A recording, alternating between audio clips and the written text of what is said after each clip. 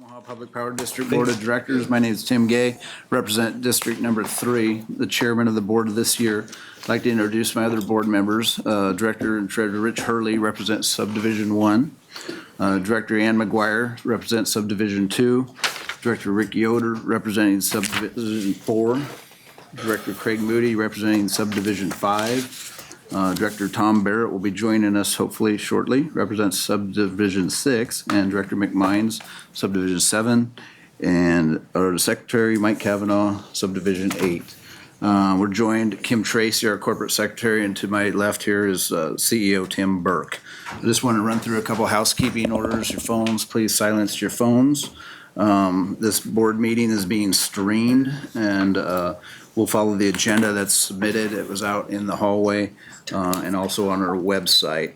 There are public comment periods on the public portion of the agenda, and then at the end of the meeting, if you're making a public comment, we have a lighting system that's working, and you get 3 minutes. It's red, yellow, or green, yellow, and red at the end of your time if you're in the middle of a comment or statements.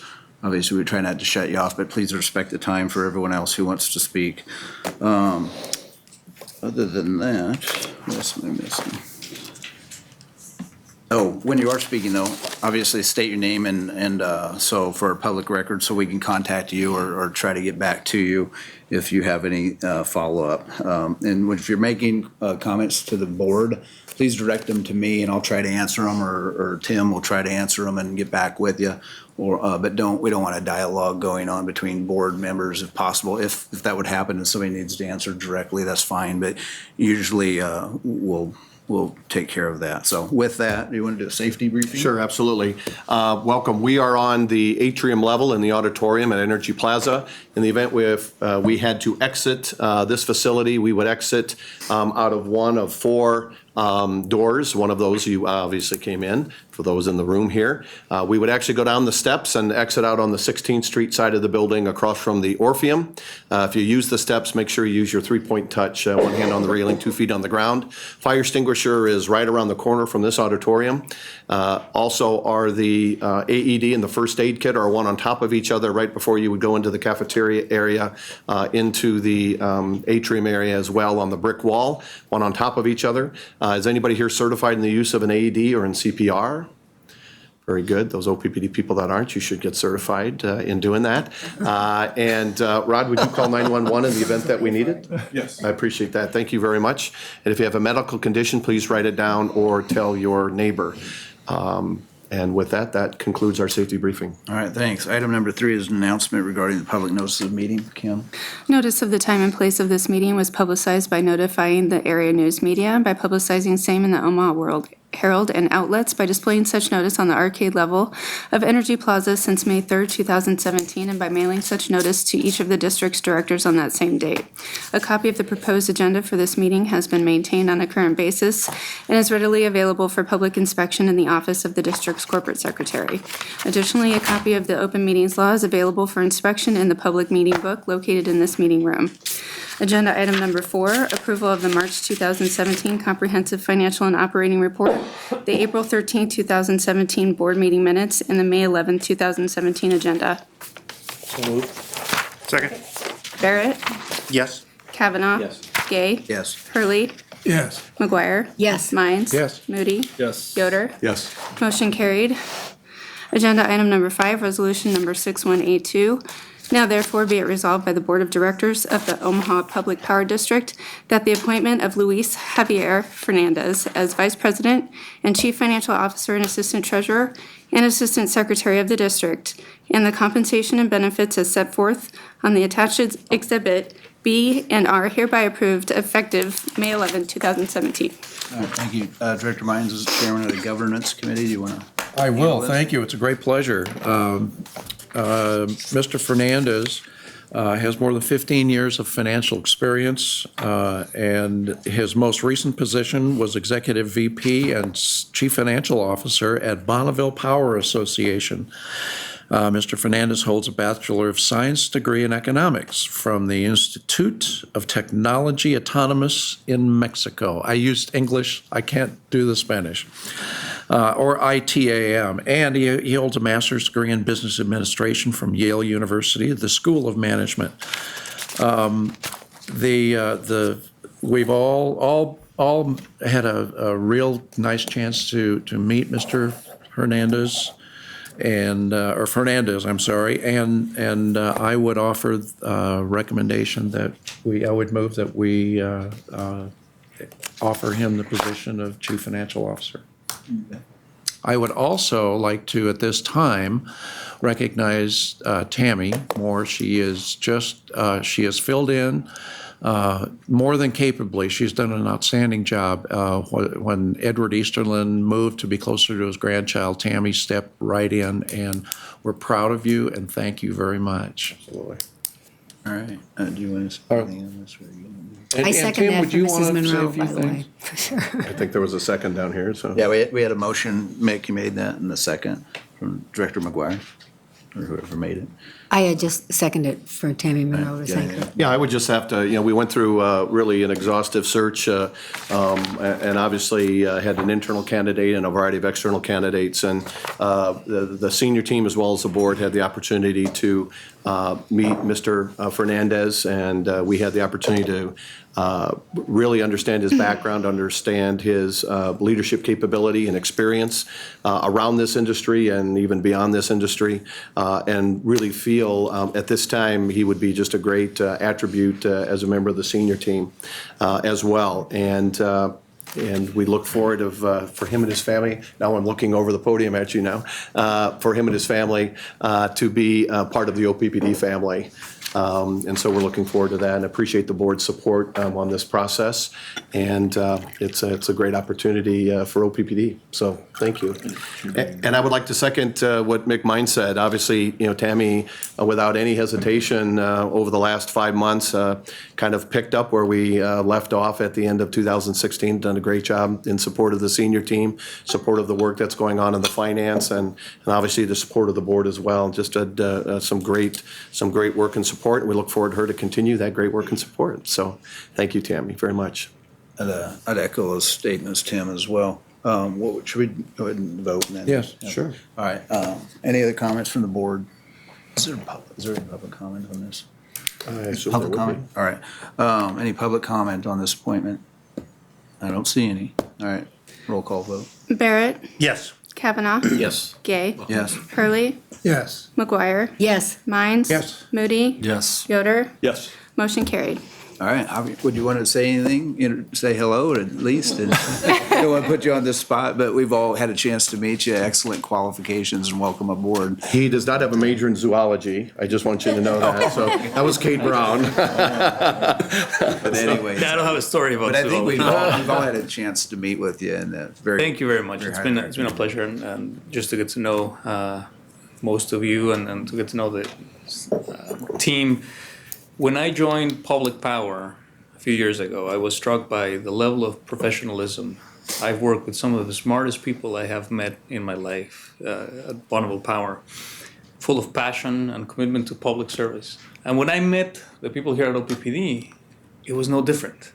I think there's something that runs in the blood of public power servants, and I'm really, really excited about these. My family and I, we're excited about the prospect of moving to Omaha and to the Nebraska area, and it's just something that it fits with where we want to take our family, and the organization that I would be joining is very, very interesting, very appealing.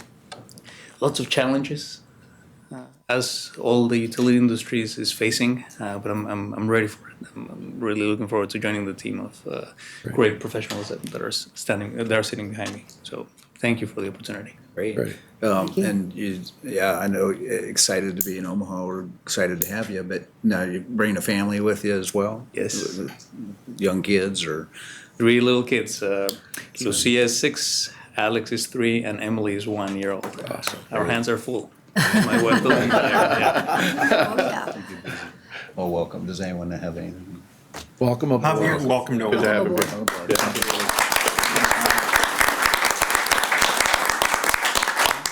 you. Yeah, with that, we'll go to item number 6. Go ahead. Resolution number 6183, now therefore be it resolved that the Board of Directors accepts the Strategic Directive ST2 Competitive Rates Monitoring Report in the form as set forth on Exhibit A, attached hereto and made a part thereof, and finds OPPD to be sufficiently in compliance with the policy as stated. So moved. Second, all right. Director Kavanaugh is chairman of the Public Information Committee where this resided. You want to? Sure. Say a few words? Sure, Mr. Chairman, as Strategic Directive 2 deals primarily with our rate structures involving fairness and so forth. And this morning, we in detail reviewed both the strategic directive itself as well as how the utility is performing in relation to that directive. And I'm confident that OPPD is sufficiently in compliance with the policy as stated. Recommend approval. This is an annual review that needs to be done. All right. Any board member comments? Sure, I'll make a comment.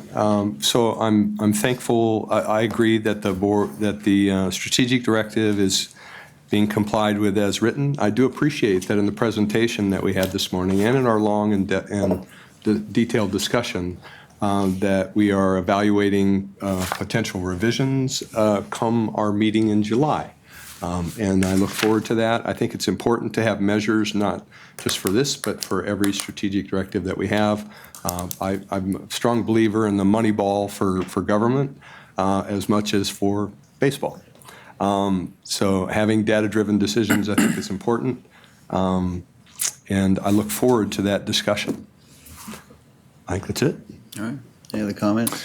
Yeah, I'll add a couple things. In all the strategic directives that we've reviewed since I've started, and there haven't been many yet, this is the one that I've struggled with the most to really see clearly clearly demonstrated information that we are complying. So one of the questions that I had during our pre-committee meeting was, what's the definition of sufficiently complying? To which I got a good answer to really help me to do a little bit more discernment. And I'm not convinced that we are at this point.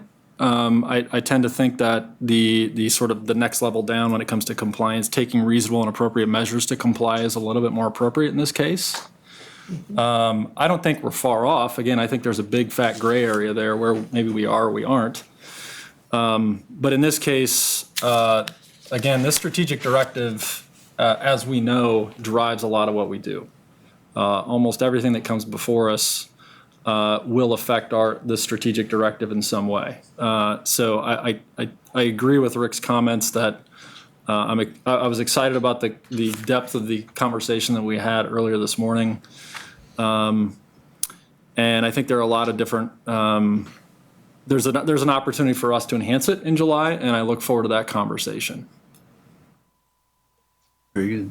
I agree. It's also, as we said, when we first began this process of setting up these directives, we always said this is a very living document that, we're going to work with and look at different options and everything. And that's why we're having the July meeting with Eric Douglas as our facilitator. And I think she's going to help us with some options and get everybody's, do a survey, and hopefully we'll come in well organized so that we can use all of our discussion as good as possible with the help of Scott Foch and also you, Mrs. Tracy. All right. Well, I just, I think we had a great discussion. I think on the competitive rates, of course, is one of the most important things we do. This one is shall establish a target rate 20% below the West North Central regional average. And then we have those principles to get to that. But as far as reaching that 20% below the regional average, we're well on our way, doing a great job at, the chart they showed at 12.9%. So I thought that was very good. But I think the discussion was great. Looking forward to it. There's always going to be differences of opinion on how we get to the rates. And I agree with Director Booty. It's one of the most important things we do. And there's so many moving parts to it. So I thought that was a good conversation. And I'm sure it's always in our focus, and we'll keep looking at these strategic directives. So, all right, any public comments?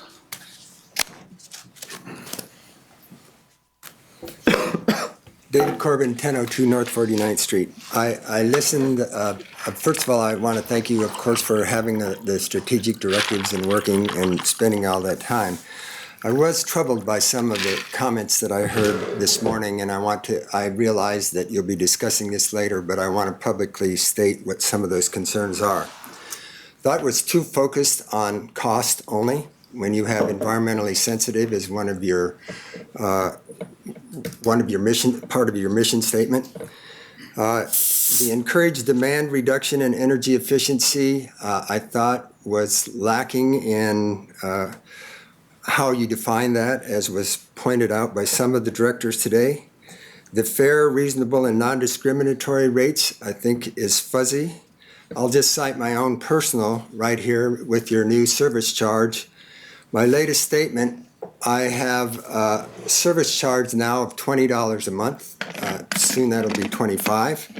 And my kilowatt usage was $21.92. So next year, my service costs will be more than what I actually use. I don't consider that to be fair, considering I entered energy efficiency. What troubled me the most was the implication by some directors that you are a business and that you are a for-profit business. You are not. You are a public power district and you are to serve the public. And to say that, well, if we tell people about energy efficient, then we won't make as much money is not in line with what public power is. Not only are you nonprofit, but you are a monopoly. So to me, it would be akin to which, by the way, hospitals aren't monopolies, but they don't say, let's try to have as many people get sick and injured as possible because we want to keep our business. That's not the way to run it. I was very offended by the statements about stating that you are a business and you're for profit. The environmentally sensitive part, let me just say you cited anecdotal information of what you've heard from your customers, but not your own surveys of when you presented to us that people would be willing to pay more for renewable energy. 30 seconds. And energy efficiency. So what I will close with is what business people have been saying all the way around. If you're going to compare yourself with a business, then let me give you this quote. Those businesses that are only talking about price are living 20 years in the past. The modern consumers are really much more willing to recognize quality, sustainability, and traceability. And I urge you to do that. Thank you. Thank you. Hey, Dave, I concur with what you said. And we're not a business, we're a special entity, and we're here for the welfare of the state, and it is a monopoly. And also, going back to 2 or 3 years ago, there was a stakeholder outreach that was very extensive, and I thought it was very well done. And it had that the ratepayers would like to see more renewable energy, and they put it into a framework where they said, I would pay $0 to $9 more, $10 to $19 more, and there was it looked like the majority was in that they're willing to pay more for renewable energy. So I concur with you. Director, just on that study, that actually not, there's a break point. We should pass that around, Lisa. There was a study when we did this, and this is not for conversation, but we'll get it to you. Those break points are very narrow, and then it changes dramatically. So just so we're all talking about the same thing, let's pass that around to the directors at least. So I don't know what study that was, but I remember when I was on. It was the market research that. Yeah, that's a couple of years ago. 2014. 2014. Okay, time flies, but anyway, if we get that to the directors so we don't have differences or arguments. Go ahead. Alan Vivolka, 3719 Hamilton. I don't know how the vote's going to go on this yet, but I'd like you to keep in mind that you've got hardly any numbers for targets. Admittedly, I'm a data guy. I might like numbers more than other people do, but there's only one number in this directive, and you didn't make it. So just keep that in mind when you're voting on whether you're in compliance or if you've got something else you'd like to say about it. Thanks. Anyone else? Oh, go ahead. And again, this is a vote to determine if we're compliant with existing policy. We're not here to really debate the policy. As far as being able to put a number on something to see how well we're doing, there's certain things we do that you can assess by a score, by a number. There's other things that are basically philosophies that you can't really put a number on. And again, this is just to housekeeping thing, if you will, vote to determine that we're in a Snapshot in time. Yeah.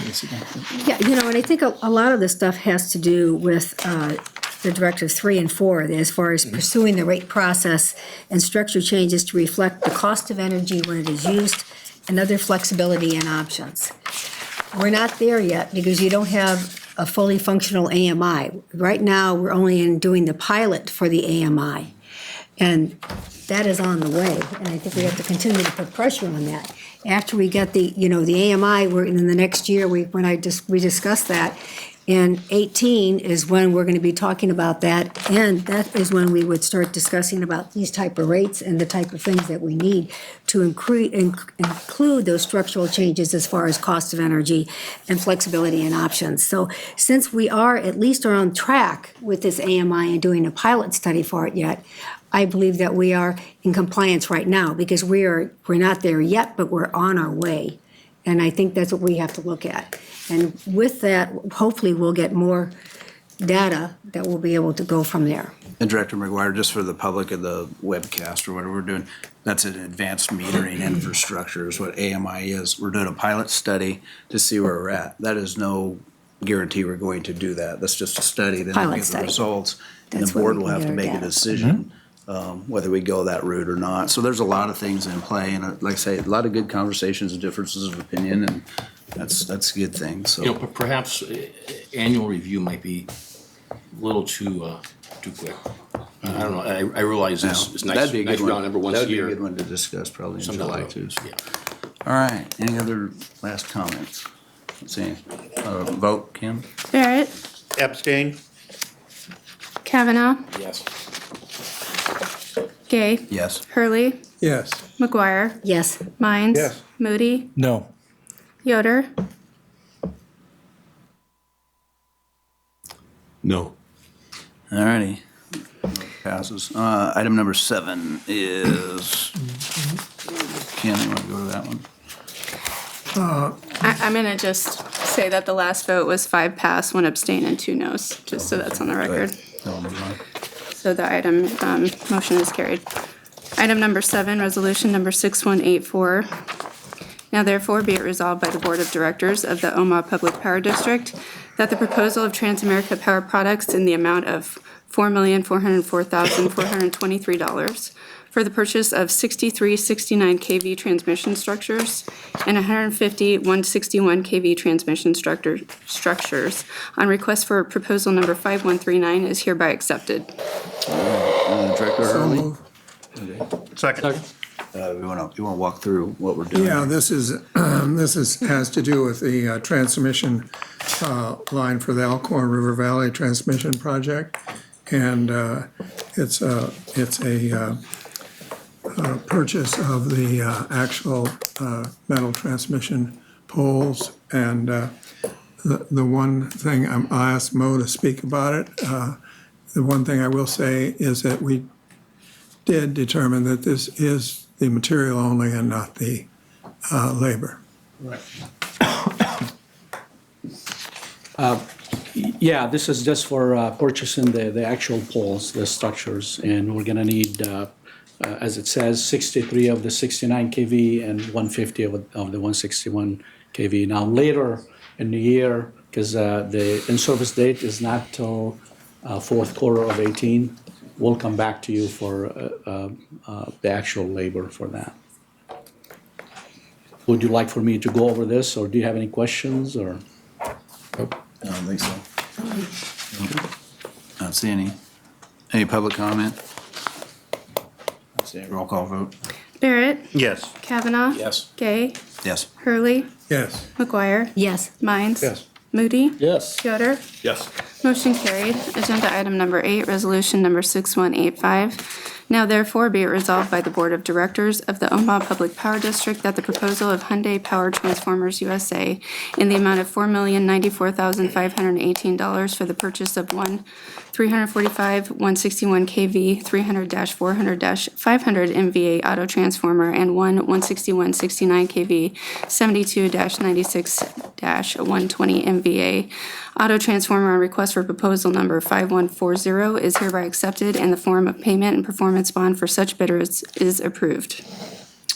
So moved. Second. All right. Director Early? Yeah, this is, has to do with purchasing auto transformers. And Mo again will comment on this. I notice he's stuck at about 4 million. This one's a little less. Sure. As was mentioned, it's for the purchase of two of them. So one would be 345 kV, and the other one would be 161 kV auto. And as you recall, we have a step-up transformers to take the power from the power plants and step it up and put it on the grid. And then we have the distribution transformers to take power from the grid and bring it down to the customer voltage level. Those are autos. Those are for the system to go between different voltage levels, and they're really needed for the system.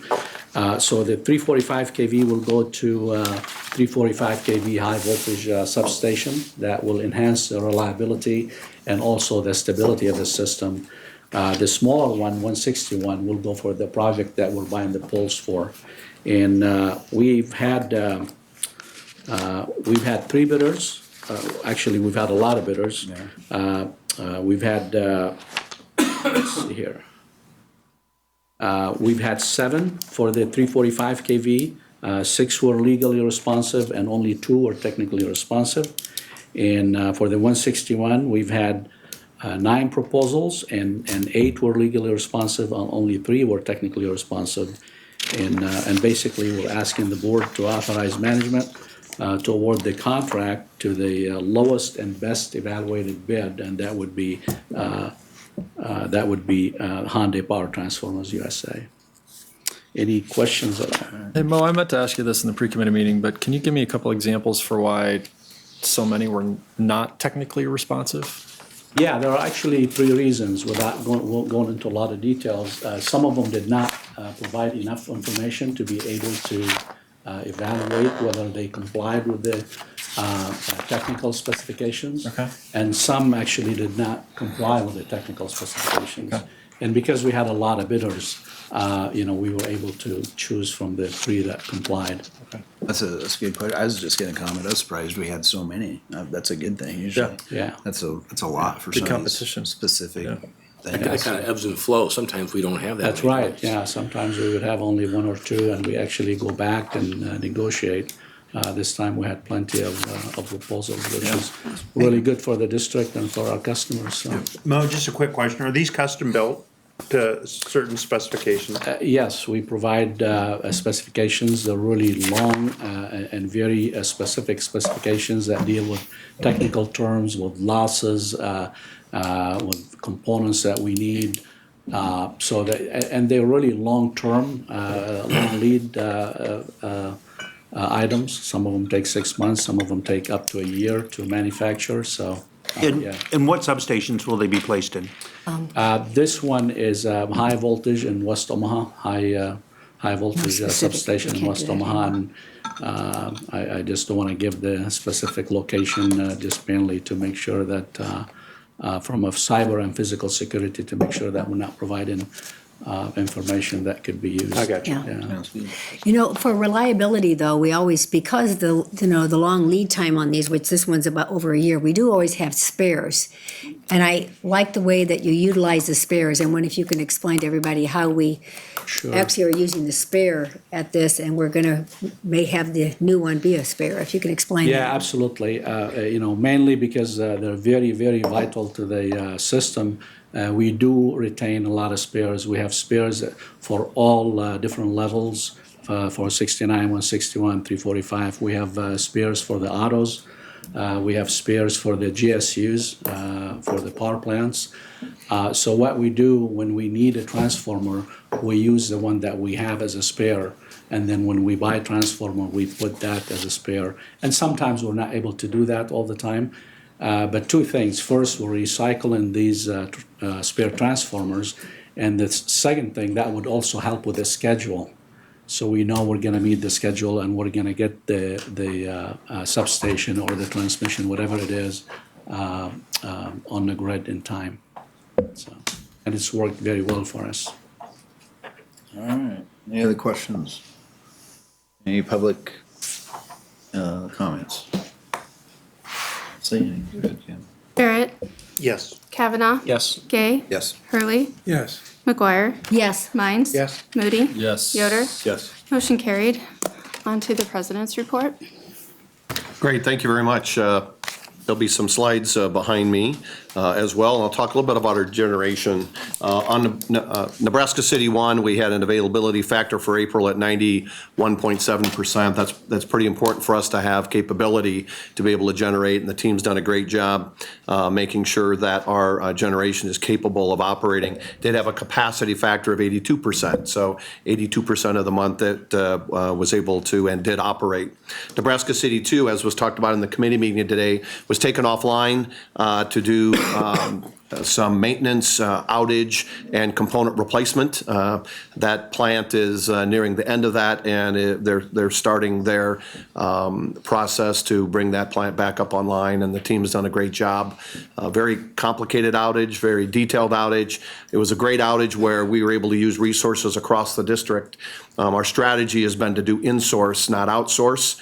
And so, as Mary Fisher talked about in our Nuclear Oversight Committee meeting today, we used a variety of resources up at Fort Calhoun to assist Nebraska City 2 as they were going through a variety of their work there.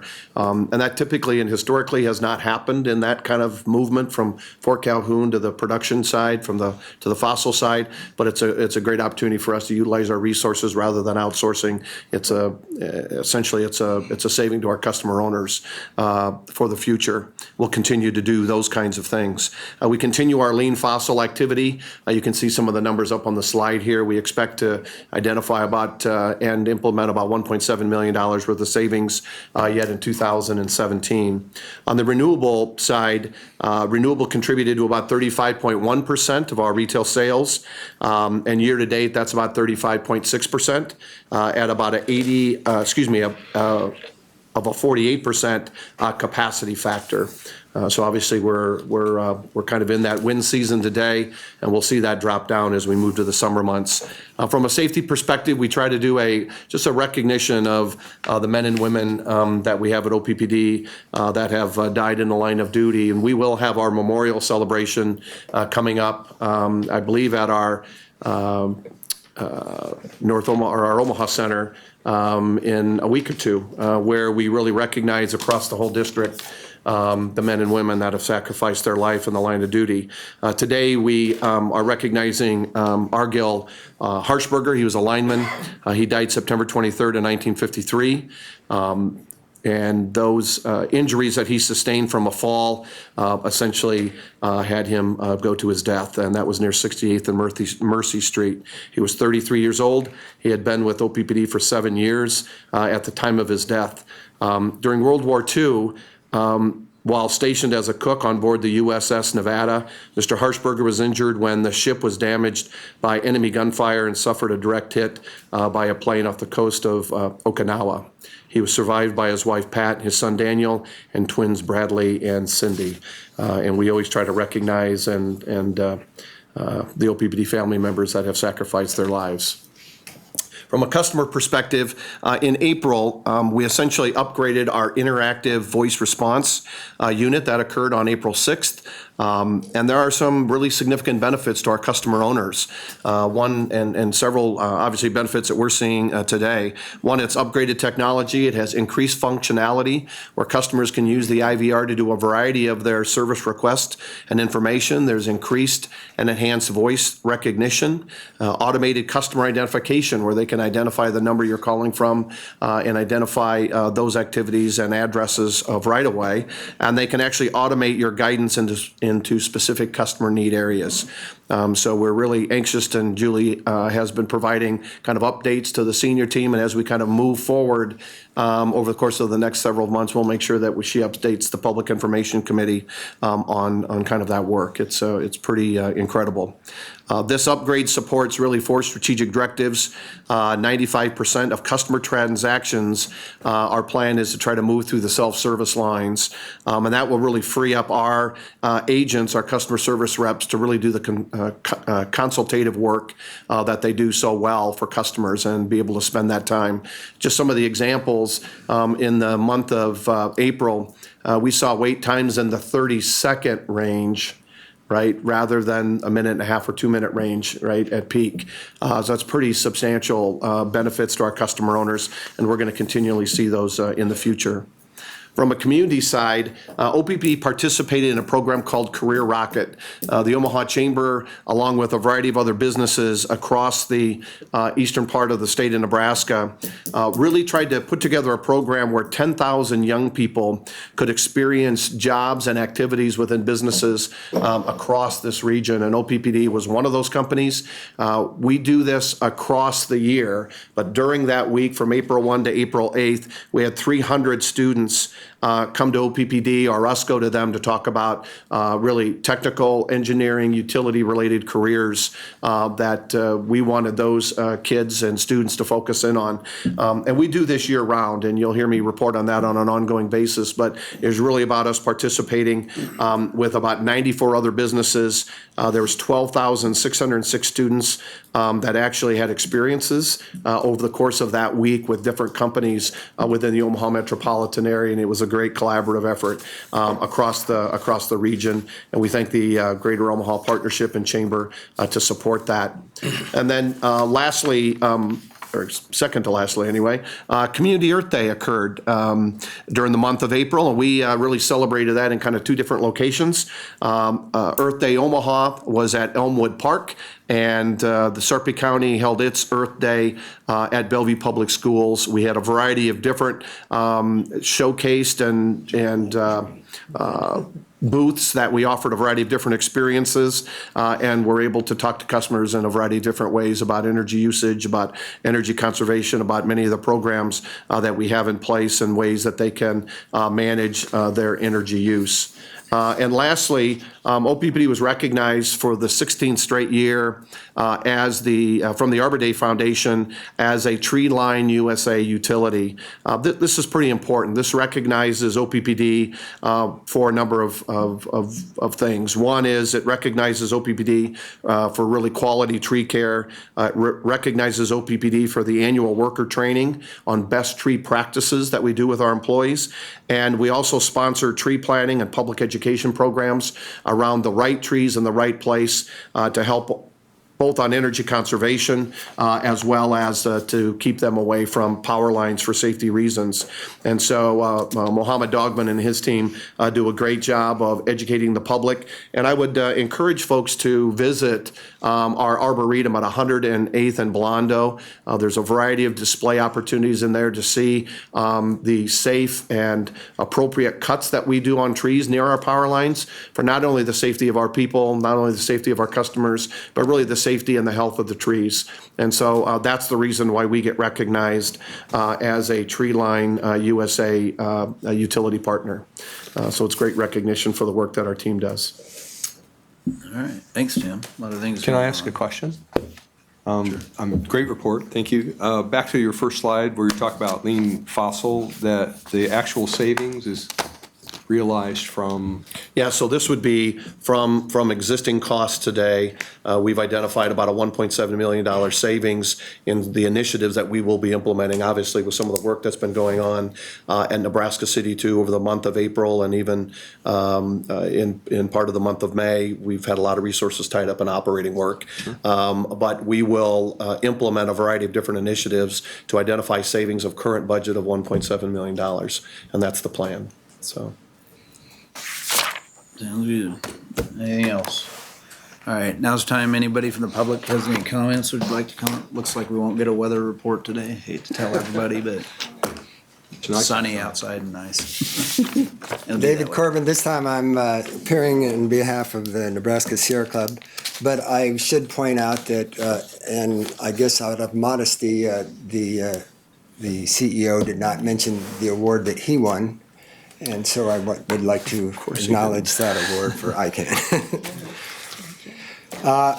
I ask my director, who I'm a constituent of, that is Director Barrett, to provide me with a summary of the last 5 years of the Green Fund and how much that was. Remember, this is voluntary money that people contribute, and I thank you for the reply.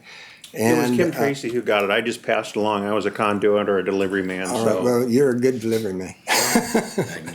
I aim high. So what it says is that and now that you have a new CFO, I think this might be an appropriate time to recommend what we had recommended in the past. And because right now this money is not separated under a separate account, and it's deposited into the general revenue. This is somewhere between $346 and $330 million a year. And Thousand. million, yeah, thousand. We wish. Million here, 1,000, 100,000, thank you. And what we had recommended in the past is that this is where really would be an opportunity for stakeholders to engage. That number one, it should be a separated fund, and number two, it would be nice to have community stakeholders who look at that use, make recommendations to the board of how that money should be spent in green ways. As I've said many times before, I think that money could get much larger than it is right now, but because it's not separated and because it's not accounted for individually, people like me are reluctant to contribute to that. So I once again recommend separating that fund, either as a foundation or just separate funds, and having community people take proposals from various entities and then deciding how to distribute that money. And I think it would be in the spirit of what public power does. Thank you. Anyone else? That we're adjourned. Thanks. Second.